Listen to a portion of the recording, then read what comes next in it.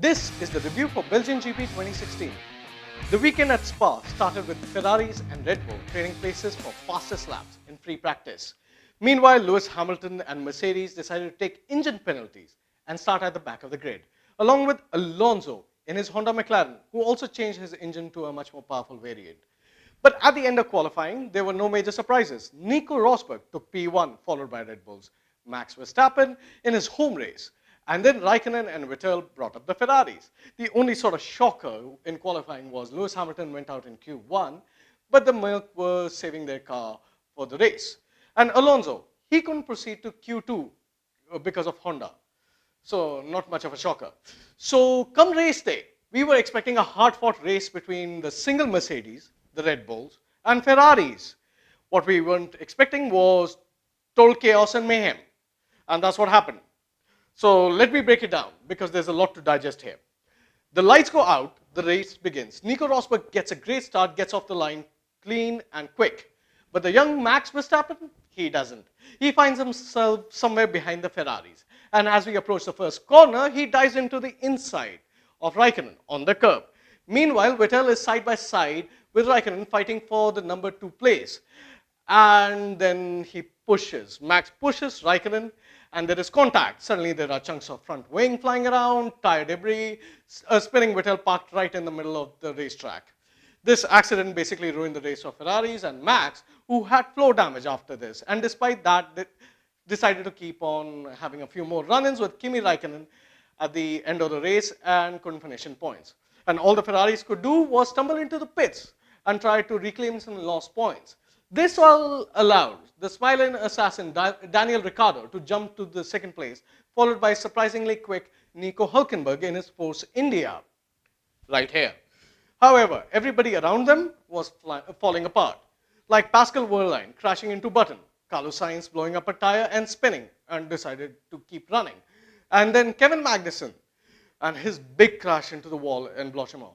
Or it was Rouge, something Rouge, which called for a red flag and the race to be stopped. And here is where some teams messed up. There was a long time before the race was stopped under red flag and everybody was stuck behind the safety car. So Williams, who have been pretty noticeably horrible with their tire strategies all this season, did it again.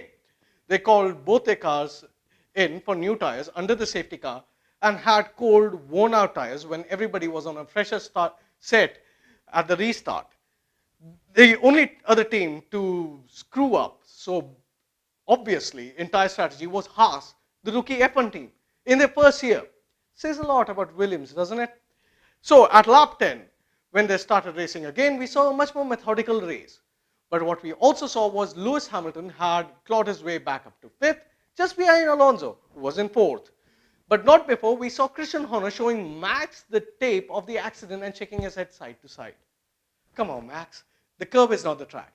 The track is the grey stuff, the asphalt, this one. Not beyond the white line, you know. However, after the restart and a pit strategy, we saw Lewis Hamilton pass Nico Hülkenberg for a second time and take the last podium spot.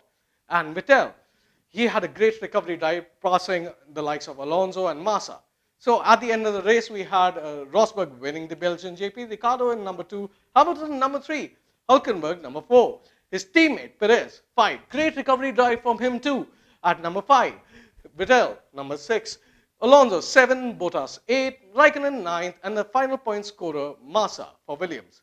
But the two big takeaways from this race are, although Nico Rosberg was supposed to win this race and gain some points on his teammate, Lewis Hamilton's performance and podium negated a lot of impact of that. And they're closer to each other in points than before. And this time, Lewis has engines to challenge Nico. Number 2, Force India, with its spectacular performance, just overtook Williams in the constructor standings. And they are number 4. Will they be able to hold on? They're just 2 points ahead. And what will the Merc boys do in the next race? They will be closer to each other in great position. That'll be on another historic track, Monza, the Italian GP, and that's in less than a week. I'm Ishaan Lalit. We'll find out all that and more here on VEQTA Sport.